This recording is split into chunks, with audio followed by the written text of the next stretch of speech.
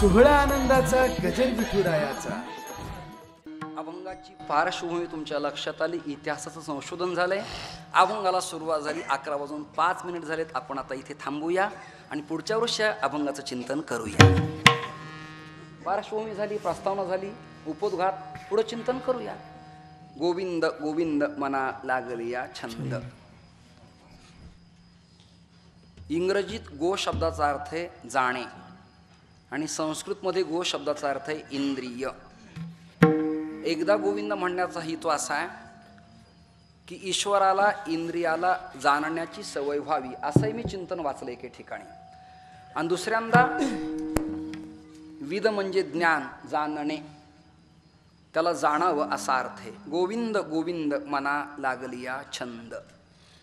छंद मनालाच का लागावा आणि इंद्रियाला का नाही, असं का नाही सांगितलं. हाताला छंद लागावा, पायाला छंद लागावा, डोळ्याला छंद लागावा, असं का नाही सांगितलं. मनालाच का. मग वा अभय नलग यांनी सूत्रसंचलन करताना, निवेदन करताना गोकुळ शब्दाची अर्थोत्पत्ती अतिशय सुंदर आणि मार्मिक सांगितली. इथे मनाजी नावाचा एक पाटील आहे. तो स्वैराचारी वर्तन करतोय, करप्टेड झालाय, आदर्श घोटाळे त्याच्या हाताने व्हायला लागलेत. तर त्या पाटलाला सुव्यवस्थित करण्याकरिता मानाजीला कुठेतरी आता प्रतिबंध घातला पाहिजे. मानाजीच्या हाताखाली एक काम नावाचा कोतवाल काम करतोय.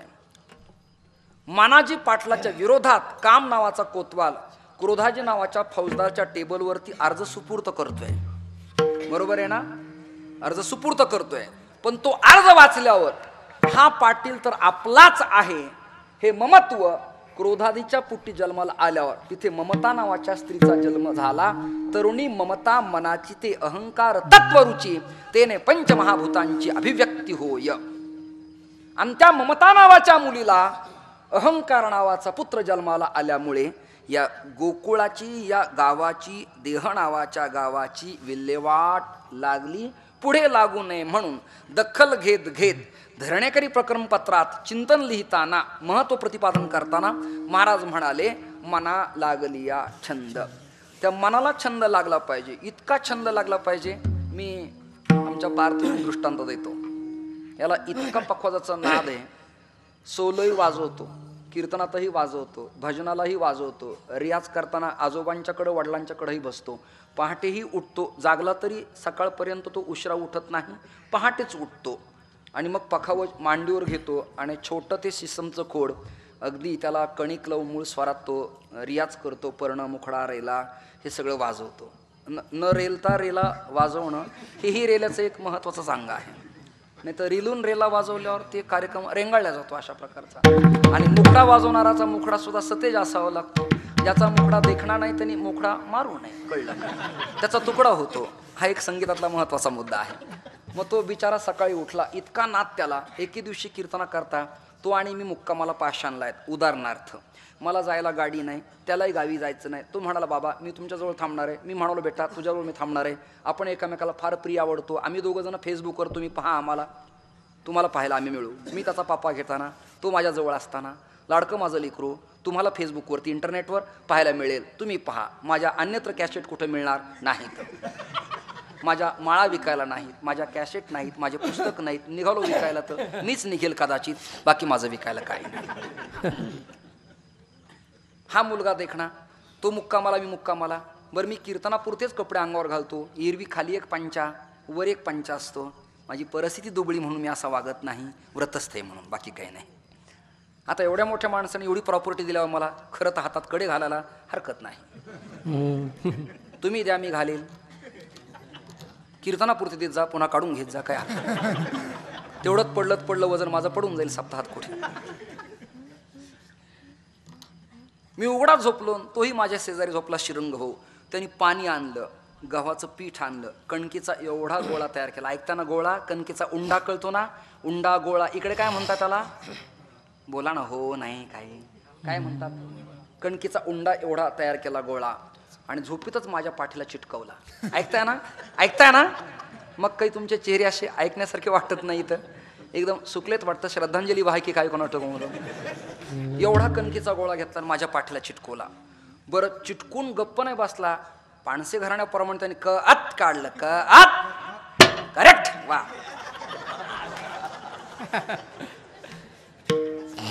हे ज्याच्या त्याच्या घराण्याचं ठरलेले अक्षर आहेत. क आत काढल्याबरोबर मी जागा झालो. म्हणलं वेड्या, तू माझ्या प्रेमाचा आहेस, अण्णांचा नातूईस, तरी पण तू नाही कळलं ना तुम्हाला? तुम्ही फराळ करून या गाड्या डबल या सगळे जण. नाही तर सकाळी 6ला द्वादशी सोडा म्हणजे तुमच्या लईटी पेटत्या, नाही तर तुम्ही झोपलेच जवळ. नातू तरी पण तू.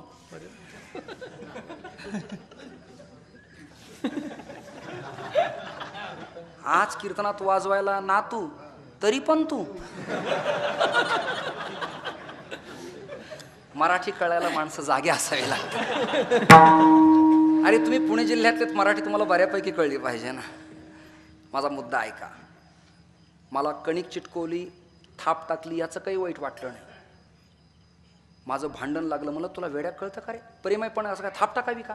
लोक म्हणले महाराज छोटं लिकरे, पाखवाजाचा नाद आहे, त्याला नादच लागलाय, थाप टाकली, टाकू द्या, जाऊ द्या. त्यांनी जर कदाचित हातोडीने स्वर लावला असता,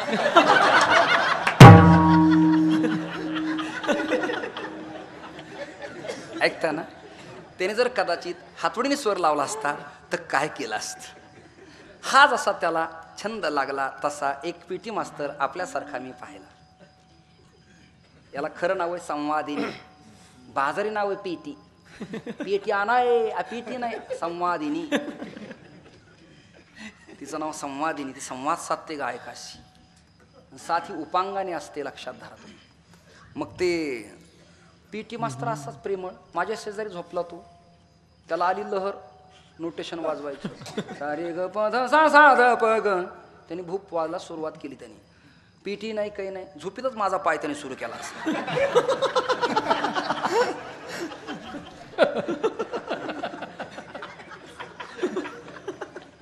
अरे मला माझा पाय काय हलवतो होतो, तर मला वाटलं पेटीचा भातच आहे काही. 2 दृष्टांत झाले छंदावरून. तिसरा आता सांगतो. एक दारू प्यालेला माणूस एसटीत बसला 2 सीटाच्या जागेवरती. एक जण गृहस्थ पारमार्थिक गळ्यात तुळशीची माळ खिडकीकडनं बसलेला, हालीकडनं बसला. आणि या पिलेल्या माणसानं न पिणाऱ्या माणसाच्या धोत्राला वर केलं गुडघ्यापर्यंत आणि खाजवायला लागला. तो माळकरी म्हणला, ए बाबा माझ्या पायाला कोण खाजू? ते म्हणलं, हे तुझा पाय माझा गुडघ्याला, मग मला काय म्हणलं.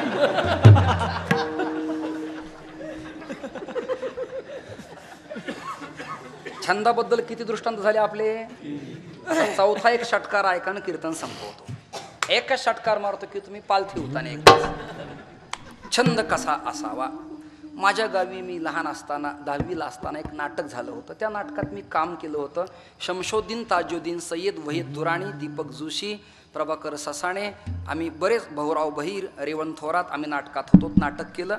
नाटकाची मला फार आवड पहिल्यापासून. म्हणजे नाटकातच मी कमवलं सगळं. हेही माझं नाटकच आहे. म्हणजे खरं सांगणं हे सुद्धा नाटकच आहे ना. तरी कीर्तनाचे आणि नटनाचे हे पारमार्थिक नाटकच आहे. आणि देवासाठी नाटकही चालतं, त्याला ते प्रिय होतं. विठ्ठल विठ्ठल. माझ्या गावी नाटक झालं. नीट ऐका, छानपैकी दृष्टांत. हे पुस्तकं तुम्हाला वाचून मिळणार नाहीत. हे माझं स्वयंनिर्मित आहे. ते त्यांनी नाटकात काम केलं स्त्री पात्राचं. कुठलं काम केलं? स्त्री पात्र. महिला पूर्वी नाटकात स्टेजवर काम करत नव्हत्या. आज घरांदाज कुळसंपन्न मुली अंग उघडे करून स्टेजवरती नंगानाच करताना आई वडिलाला आनंद वाटतो. याच्यापेक्षा महाराष्ट्राचं पतन काय व्हायचं शिल्लक राहिलेलं आहे. राष्ट्रपती पदावर गेल्या प्रतिभाताई पाटील डोक्यावरचा पदर नाही ढळू दिला, पण आज MA BEd एवढं मोठं निर्लज्जपणाचं लक्षण आहे. कल्पना करा तुम्ही, कल्पना करा तुम्ही. नाटकात काम केलं स्त्री पात्र करताना काही बालगंधर्वांचे किंवा अन्य काही नाट्यगीतं 2 मी एक ओळ म्हणतो. आपण गोड करून घ्या. मला काही गाता येत नाही, फक्त मी प्रयत्न करतो दादा. मला सगळं जर हे आलं असतं तर मी असे कीर्तन करत फिरलो असतो का? एकाच प्रोग्रामची 1.5 लाख घेतले असते आणि महिनाभर निवांत झोपून राहिलो असतो. बालगंधर्व स्वतः गात असायचे. वद जाऊ कुणाला शरण ग, वद जाव कुणाला, वद जाव कुणाला, बरोबर आहे लागते ना. वद जाव कुणाला शरण ग करीन जो हरण प्रपंचाचे सखये बाये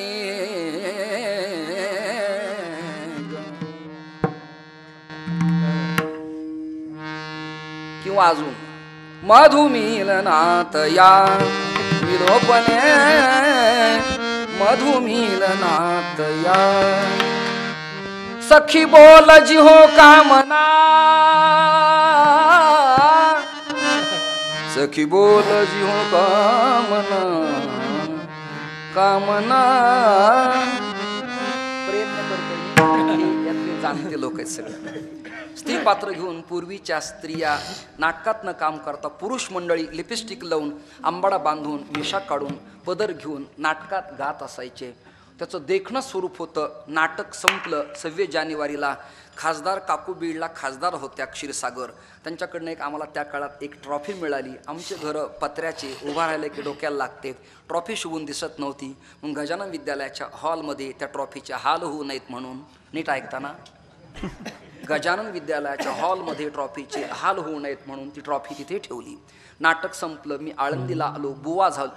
तो आयट्या झाला आणि त्याचं लग्न ठरण्याकरता मुलगी दाखवायचा काळ आला. नीट ऐका. माझ्या मित्राला, ज्यांनी नाटकात स्त्री पात्र केलंय त्याला. मग इंटरपिजोड गाड्या असायच्या जुन्या. एक लाईट गेली, डिप्पर चालू, इंडिकेटर केलं. बीड जिल्ह्यातल्या गेवराईला एका खेडेगावात मुलगी पाहायला आम्ही गेलो. तिकडे भयंकर फुंपाट आहे, मातीच माती सगळी. गेलो. दुसरं मेकअप करायची पाळीच नाही आली त्या गाडीत बसल्यामुळे. कुठलाही पडदा खाली नव्हता. अंगावरती मातीचं आच्छादन तयार झालं, वारुळच तयार झालं. तिथे गेलो, गंगेत हातपाय धुतले. गादी तक्क्या लोड, म्हणजे पाहुण्याला लोड न देता लोड, कळतंय ना. पाहुण्यांनाही आल्याचा लोड होऊ नये असा लोड घेऊन आम्ही टिकून बसलो. चहा पाणी सुपारी झाली. मुलगी दाखवली. मग माझ्या मित्राला विचारलं तिकडच्या लोकांनी, का हो आमची स्मिता तुम्हाला बरी वाटते ना, आवडते की नाही. ते पुण्यातले होते. मराठवाड्यात पण राहायला पुण्यात आप्पा बळून चौकात. आमची स्मिता आवडली की नाही तुम्हाला. यांनी हो नाही काही म्हणावं ना. याला दमच नाही निघालावं. थोडा दम निघावा माणसाला. एवढ्या मंडळीत उभा राहिला आणि तो काय म्हटला, काय बोलताय, मला तिच्यात तर माझ्यात मला कसला फरकच नाही वाटत, कळलं का तुम्हाला.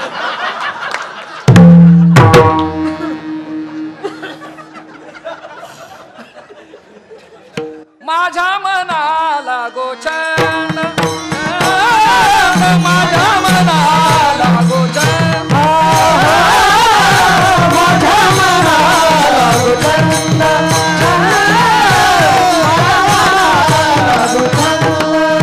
नित्य गोविंद गोविंद, नित्य गोविंद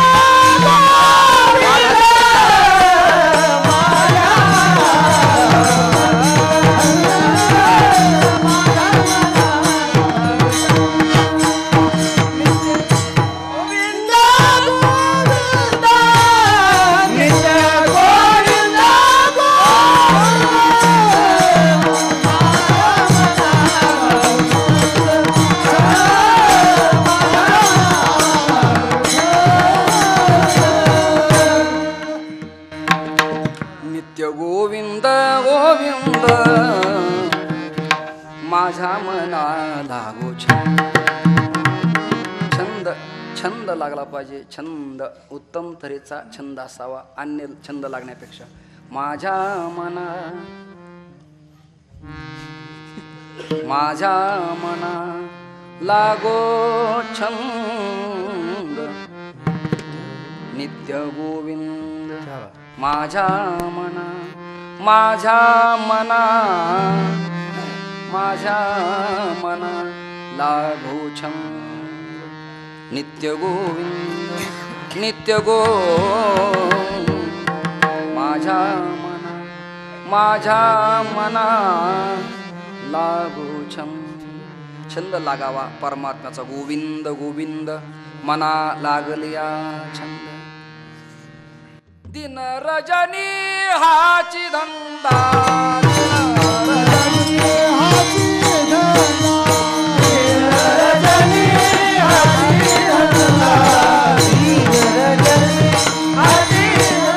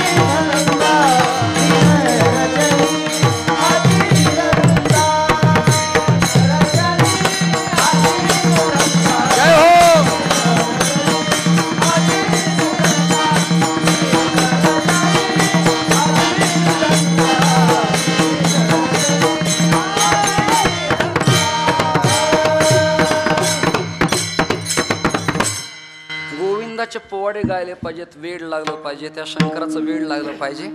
काल आपल्या भजनामध्ये आपल्याला जो संचार झाला तो त्या भक्ती सुखाचा एक खऱ्या अर्थाने आविष्कार आहे. विशिष्ट वाद्यांच्या ध्वनी वाजल्यावर अंगाला जो कंप येतो ना त्याला संचार असं म्हणावं लागतं. ते स्वर ते ताल कानावर पडले की अंगाला कंप येतो, त्याला संचार म्हणण्याची पद्धती आहे. संचारोनी राही हृदयी माझ्या, अशा प्रकारचं छंद लागला पाहिजे, छंद वेड लागलं पाहिजे. लावी म्हणा पिसे गोविंदाचे. आता पोवाडे नीट राहिलेले नाही तर एवढा एक पोवाडा गातो आणि कीर्तन संपवतो. पुणे जिल्हा मुळशी तालुक्याला जोराचा हे मी सगळं तयार का ठेवलंय, कदाचित कालांतराने आपले कीर्तन जर बंद झाले तर कुठल्याही स्टँडला गेल्यावरती आपण 4-5 हजाराला महाग नसावं याकरता हा प्रयास चालू आहे, बाकी काय. पुणे जिल्हा मुळशी तालुक्याला पिंपळुडीच्या शेळकेवाडीला बाबाजी सोपण शेळकेच्या घाला न्याला 2 बायका.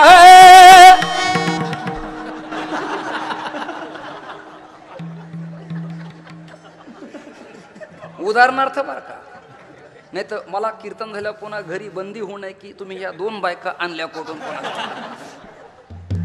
तसं आध्यात्मिक चिंतन भागवताचं केलं तर प्रत्येक पुरुषाला 2 नारी आहेत, एक सुरुची आहे आणि एक सुनीती आहे, अशा 2 स्त्रिया आहेत. असे पोवडे तर मी झोपल्या झोपल्या लिही. ओम नमो जगदंबे करुणी प्रारंभे डफावर थापतून तो न्याता डफावर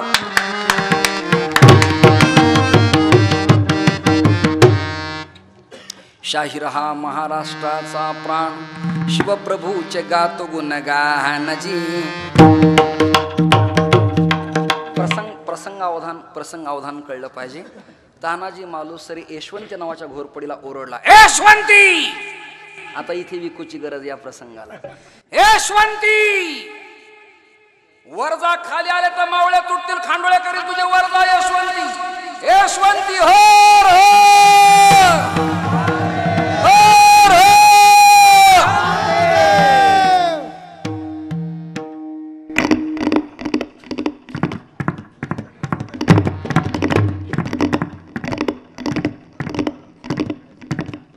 घोड्यांच्या पावलाचे टाप शांत झाले.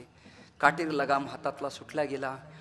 यशवंती घोरपड किल्ल्याच्या कठड्यावर फेकण्यात आली आणि तानाजी म्हणाले, यशवंती मागे फिरलं तर खांडोळे करील.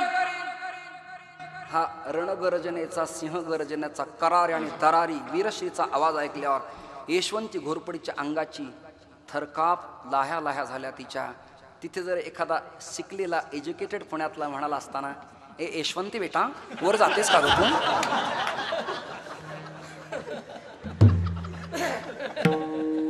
समय जाणा गोविंद गोविंद मना लागलिया छंद. छंद लागला पाहिजे, छंद. अन्य छंद लागण्यापेक्षा काहींना धूर काढल्याशिवाय छंद, काहींना छंद. काही झोपतात असे, झोपताना पाय पूर्वेकडे असतात आणि पहाटे उठल्यावर दक्षिणेकडे दिसतात. म्हणले तुम्ही आपला छंदच आहे. खूप. आमच्याकडे कोंडाबाई नावाची पाटलीन बहीण होती. स्वयंपाक करता करता झोपायची ती. मी त्या निवृत्ती पाटलांना म्हणालो, हे काय? ते म्हणाले तिला छंद लागला. चांगला छंद. आमच्याकडे एक माणूस असा आहे, तो बसतो पण मेल्यासारखा दिसतो.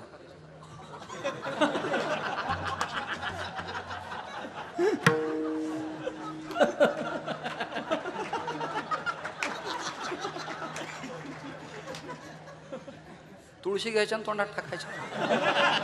मी म्हणलं यांचा चेहरा, ती म्हणली त्यांचा छंदच तसा आहे.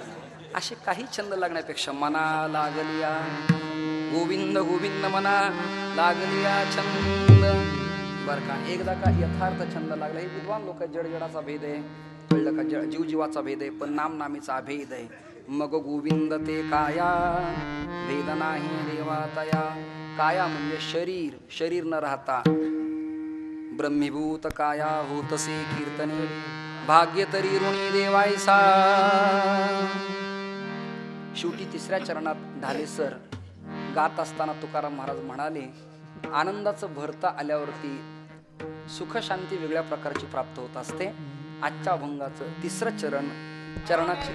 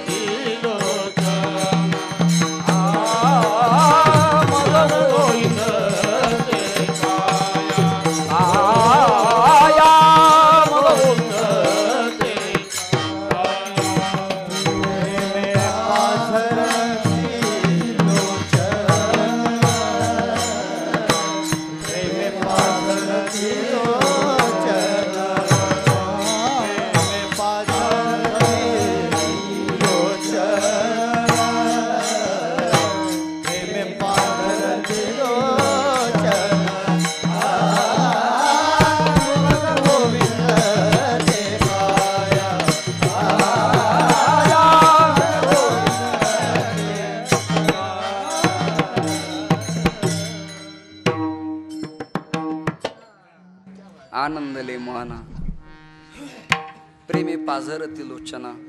रामकथेतला एक आविष्कार असा आहे. पूजनीय रामराव महाराज ढोकांचं काल्याचं कीर्तन आपल्याकडे आहे. ज्याचा त्याचा प्रभावी विषय ज्याने त्याने मांडावा त्याला तो शोभून दिसतो. त्याच्या ऐश्वर्याला, औदार्याला, त्याच्या आवाजाला, त्याच्या प्रकृतीला. शबरी रामचंद्राची वाट पाहतेय. काळ खूप लोटलाय, किलकिले डोळे झालेत, मान आता हलतीये, वय खूप वाढलंय. किती वर्ष वाट पाहणार ती. आज रामचंद्र माझ्या आश्रमात येणार आहेत. मलाही वाटतं आता माझ्या आश्रमात कोणीतरी रामचंद्र येणार आहेत. प्रत्येकाने यावं. माझ्या तर संकल्पना फार मोठ्यात मोठं धर्मसंमेलन व्हावं. जगद्गुरू यावेत, विश्वविख्यात आयुर्वेदाचार्य यावेत. 9 तारखेला येवल्याचे पूजनीय बापू पण येणार आहेत. त्यांना निमंत्रण दिलं आहे. मोठे सिद्ध पुरुष आहेत. उद्यालाच 9 तारीख आहे. उद्या स्त्री पुरुषांनी टाळ पखावजी डोक्यावरती कलश घेऊन त्यांना आणण्याकरता जायचे. ते येणार अशी गोष्ट आम्हाला कळली की भाऊसाहेब महाराज आम्ही तुम्हाला कल्पना देऊया, मग सगळेजण आपण त्यांना घ्यायचं. सिद्ध महायोगी पुरुष आपल्याकडे यावेत अशा अपेक्षा आहे. शबरीला तेच वाटत होतं, आज माझ्या आश्रमात रामचंद्र येणार आहेत. आणि तिला कळलं. मातंग ऋषीला ती विचारते, माझ्या घरी रामचंद्र आज येणार आहेत ना? म्हणे हो, नक्की येणार आहेत. आज मेरे राम जी का आवन होगा, शबरी की कुटिया का पावन होगा. टाळ्या सगळे. आज मेरे राम. एक साथ टाळी, एक साथ. हातवर करा, हातवर करा. वा वा. सगळ्याला घ्या, सगळ्याला घ्या.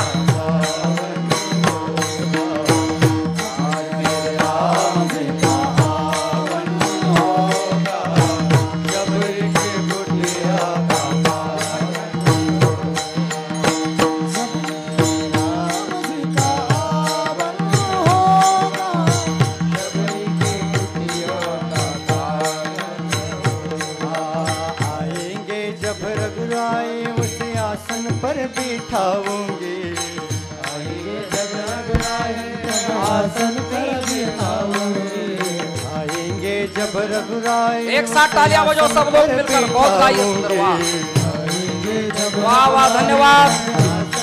क्या बात. हाँ, मीठे मीठे बेर अपने हाथों से खिलावे, मीठे मीठे बेर अपने हाथों से खिलावे. साथ साथ लखन जी का दर्शन होगा, शबरी के कुटिया का पावन होगा. जब मेरे राम जी का आवन होगा, शबरी की कुटिया का पावन होगा.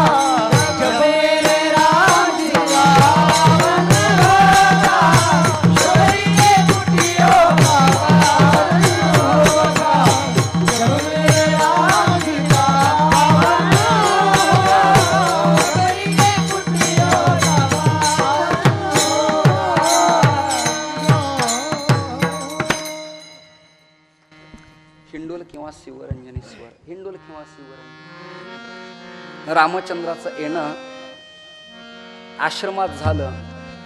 शबरीचं हृदय भरून आलं. शबरीने पंपासुर किंवा शरवीचं पाणी नाही आणलं.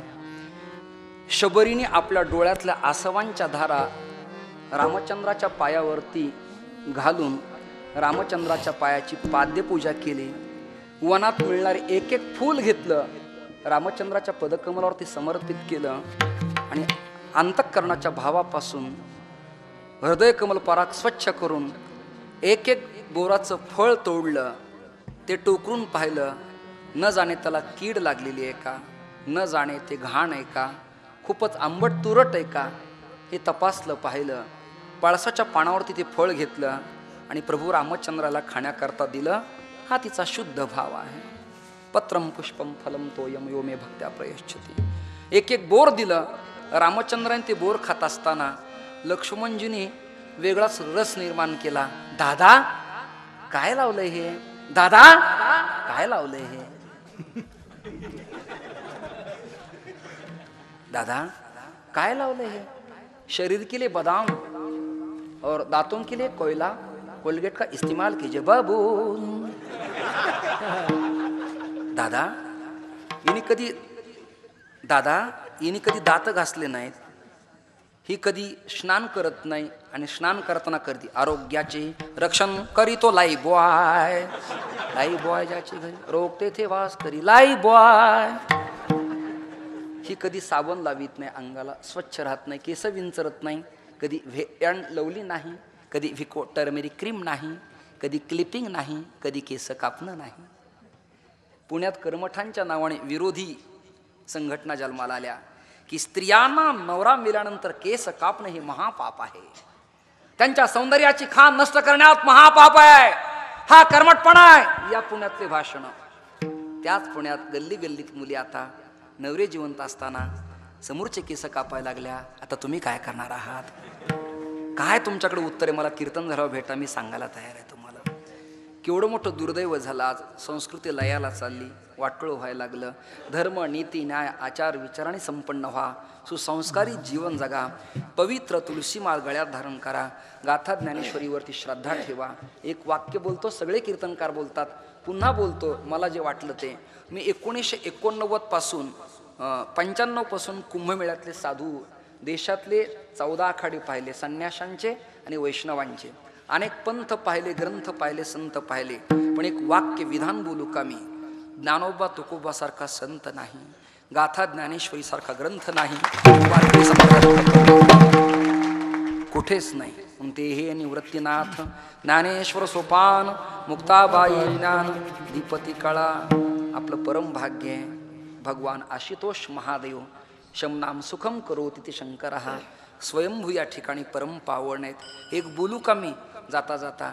केवळ मला जागा दिली म्हणून मी स्तुती करत नाही दादा, पण या मातीत या देवाच्या सभोवताली काही संप्रेक्षण काही संप्रेक्षण मला जाणवतात, काही कंपन जाणवतात, काही ऊर्जा मला जाणवते.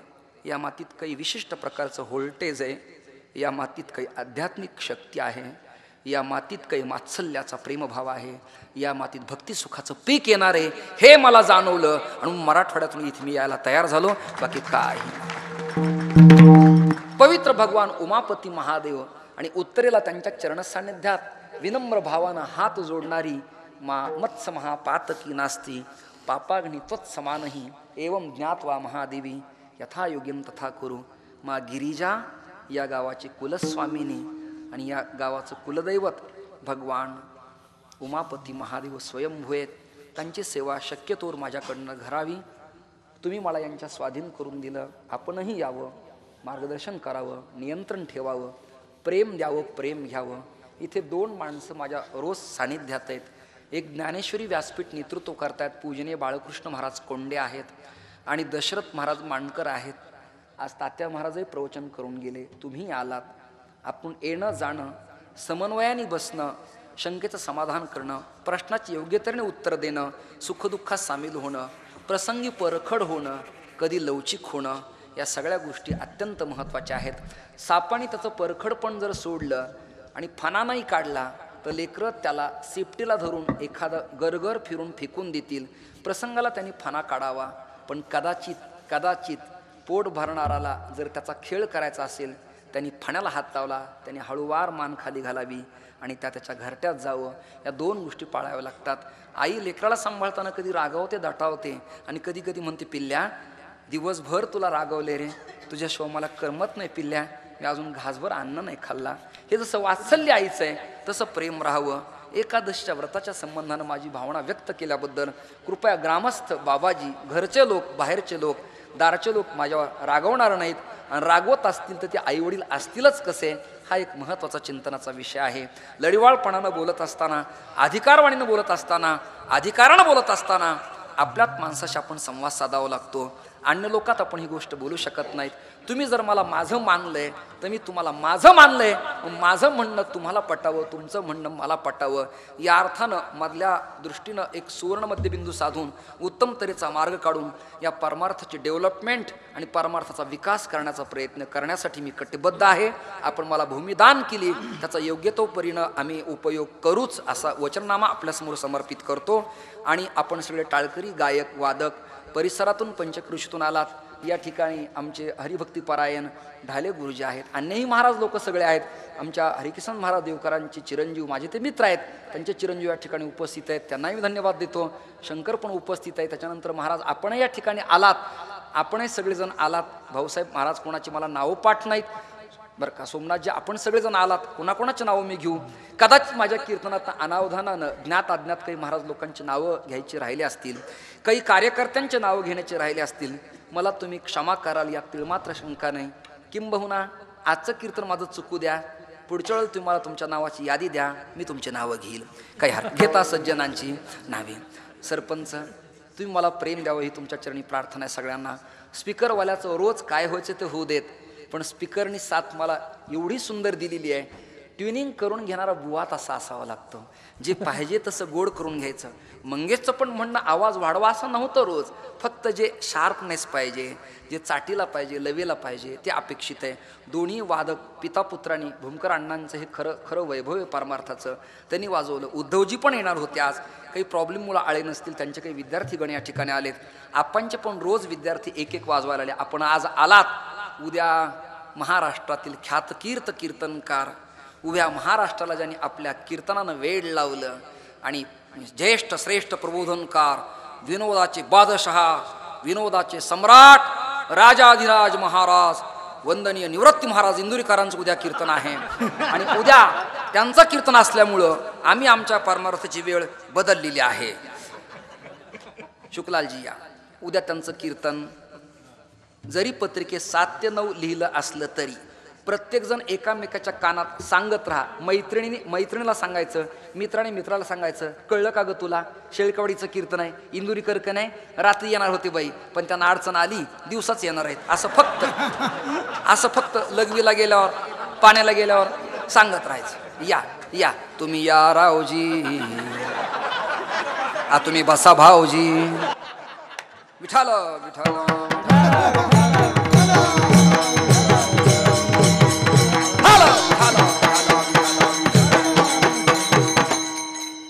रामराव महाराज ढोकांचं 11 तारखेला काल्याचं कीर्तन आहे. ते शार्प वेळेवर म्हणजे वेळेवरच कीर्तन करणार, कारण त्यांना वेळेच्या पुढे कीर्तन करणं या काळात परवडत नाही. एका दिवशी 2-2 कीर्तन असतात. लांबचा दौरा आहे त्यामुळे ते वेळेवरच कीर्तन करतील.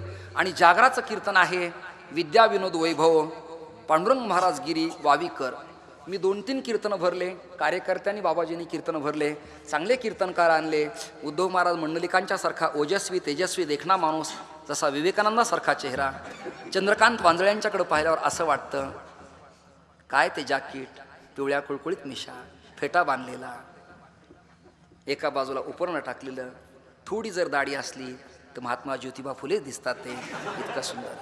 प्रशांत महाराज ताकोत्यांच्याबद्दल बोलायलाच नको. फेटा आणि गंध, मिशा आणि चेहरा, जरू संजय महाराज पाचपोराचा अवतरला का काय असं वाटतं. रामेश्वर शास्त्रीचा संप्रदायाची बुलंद तोफ आहे. रात्री आपण आवाज ऐकला, मारला मला, मी सोडलं नाही, खलास करून टाकलं. कैद्या समोर कीर्तन केलंय, तेही हापचड्ड्यावर.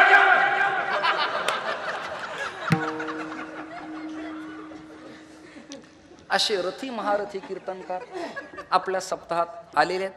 पुढे येणार आहेत डॉक्टर देखणे येणार आहेत, लिटल चॅम्पियन येऊन गेले, आपण शुभम खंडाळकर येणार आहे, सुरंजन येऊन गेला, त्याच्यानंतर दुसरे एक महेश जे येणार आहेत, त्याच्यानंतर आज एक अभिनेते येऊन गेले, जगद्गुरू तुकोबारायांचं पात्र ज्यांनी सिनेमामध्ये रंगवलं तेही येऊन गेले. अतिशय साधा सरळ माणूस हसत खेळत आपल्या सगळ्याला बाय करून गेला बिचारा. म्हणजे आपल्यातून मागवा निरूप घेऊन गेले. ते खूप मोठी मोठी माणसं आपल्यात येतील, आलेत, येणार आहेत. सप्ताहाला बहर यायला लागलाय. काही सूचना अशात, हे मधलं जे प्रांगण आहे ना, कीर्तन करायला काही लोकांना येण्याकरता ठेवलेलं आहे, पण उद्यापासून कीर्तनाला जागा जर नाही पुरली तर तिकडचं प्रांगण आहे ना, ते हे सकळासी इथे आहे अधिकार. मग तंबाखू खाऊन थुंका, पाय पसरून बसा, झोपा लागल्या झोपा, तिथेच बसा, काही हरकत नाही. अगदी बांधापर्यंत जागा रिकामी आहे. उद्याच्याला आमच्या प्रोग्रामची कनाद वर केल्या जाईल. तिकडचाही पडदा वर असेल, इकडचाही पडदा वर असेल, आणि मग महाराजांचं कीर्तन उद्याच्याला होणार. ते मला फार मेचक्या धरून ठोकल्या पाहिजे, फार खचकेला पाहिजे मला धरून. विनोद नाही, फुकट नाही, विनोद नाही भाऊ.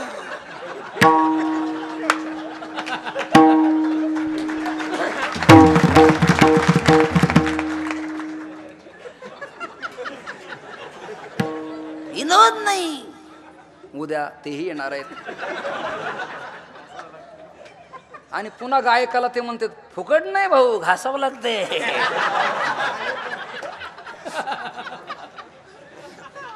मी हसत खेळत सांगतो, हे सगळे माझे परम मित्र आहेत.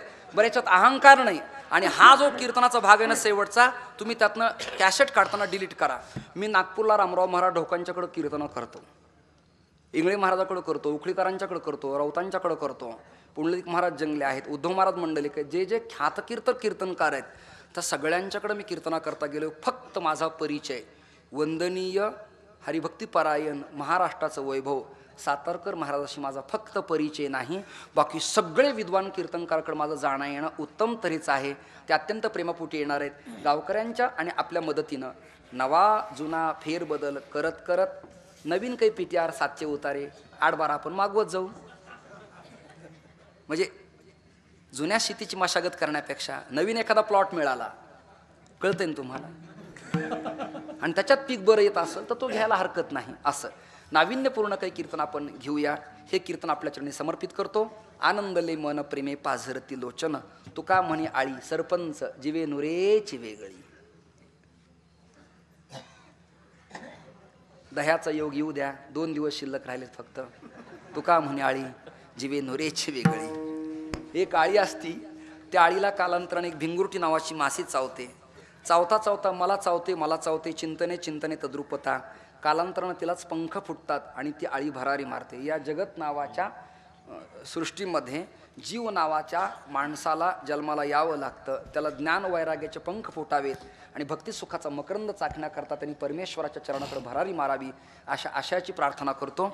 आपण सगळेजण आलात, हे कीर्तन तुमच्या चरणी समर्पित करतो. 11:30 12:15 जवळजवळ वाजले असतील. 12 वाजून 11:15 वाजलेत, म्हणजे अजून 15 मिनिटाची कसर आहेच. कारण हल्ली 2 तास कीर्तन केल्याविना जाताना माणसाला ठासून म्हणता येत नाही 2 तास बोललोय. हे ज्यांना कळलं नाही त्यांना मी धन्यवाद देतो.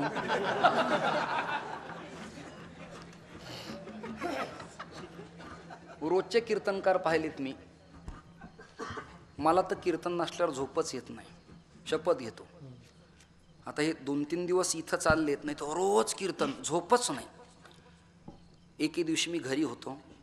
मे महिना होता, कडाक्याचा उन्हाळा पडलेला. आमच्या हिला माझी दया आली.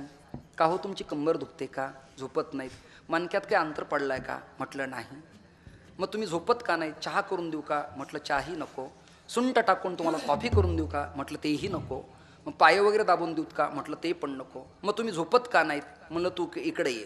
ती म्हणजे काय करू? म्हणलं माझ्या कपाळाला बुक्का लाव, हा नारळ माझ्या हातात दे, पुंडली कवरला पंढरनाथ महाराज. गोळी न घेता 2 मिनिटात झोप लागती. लाचावले मन लागली से गोळी आणि ते जिबेन सोडी आयशे झाले विठोबा रखुमाई.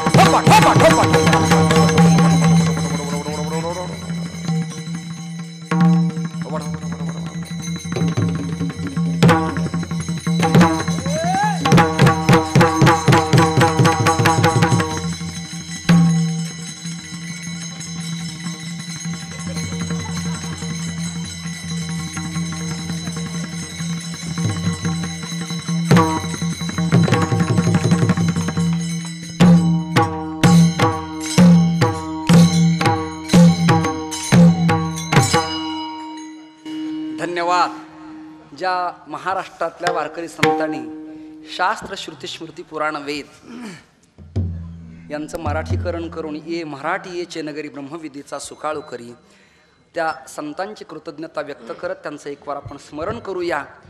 एकदा ज्ञानेश्वर माऊली भजन होईल आणि दुसऱ्यांदा तुकोबाऱ्यांचं भजन होईल. पुरुष मंडळीला माझी प्रार्थना आहे, रेकॉर्डिंग कॅसेट होती आहे आणि शेळकेवाडीतला प्रत्येक कॅसेट अतिशय सुवाच्य स्वच्छ आणि उत्तम रेकॉर्डिंग होणाऱ्या त्यांना मी धन्यवाद देतो. गेल्या वर्षीच्या कॅसेट पण अतिशय सुंदर झाल्यात, उत्तम झाल्यात. त्याची राईट आणि याची राईट तुमच्याच खर्चातनं मला करून द्यावी एवढी प्रार्थना आहे. आपला हात अतिशय छान आहे, स्पीकरही खूप चांगला आहे, प्रकाशही चांगला आहे, मंडपही चांगला आहे, मंडप बांधणारेही चांगले आहेत, सगळेच चांगले आहेत. माऊलीचं भजन होईल, तुकोबाऱ्यांचं भजन होईल. माऊलीच्या भजनाला सगळ्यांनी जे जे कार करायचं आहे, तुकोबाऱ्यांच्या भजनाला पुरुष मंडळींनी हात वर करायचा आहे. स्टेजवर असतील ते नेते, उपनेते, सभापती, सदस्य, सरपंच, लाकडं जे जे असतील ते सगळ्यांनी वर हात वर करायचे प्रत्येकाने. हां, जे जे पदावर असतील ते सर ये सर मोहरक्या काय असेल ते प्रत्येकाने. माऊलीचं भजन सुरुवातीला होईल. ज्ञानेश्वर माऊली